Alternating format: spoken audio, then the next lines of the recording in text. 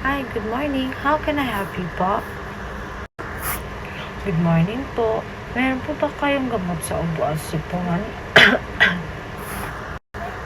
Kailan pa yung ubo at sipon mo?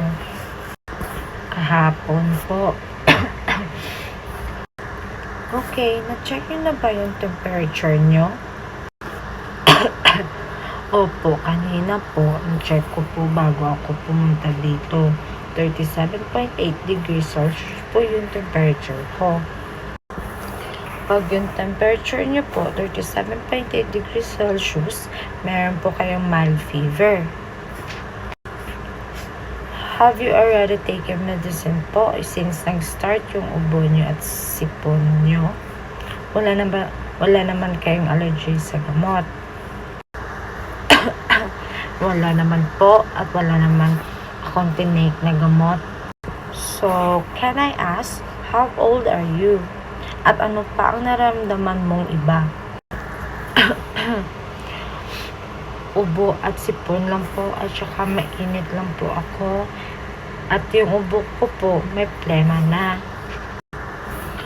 Okay po, so you have a common cough and cold due to rainy season.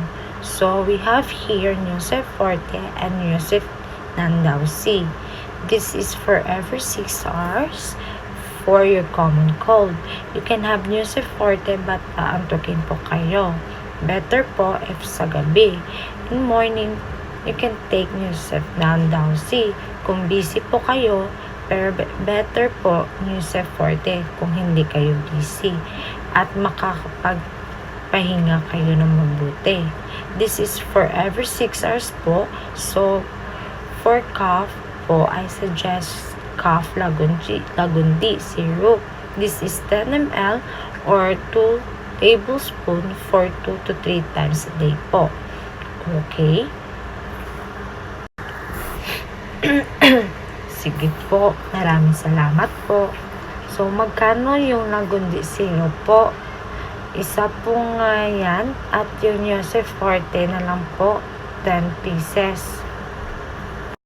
Nandito na po yung gamot nyo. So, Nusef Forte po is 50 pesos at yung lagundi syrup nyo po is 196 pesos po. At pwede po, avoid natin yung matatamis at malamig na tubig po. At saka mag-gas lang po ha. Thank you, ma'am.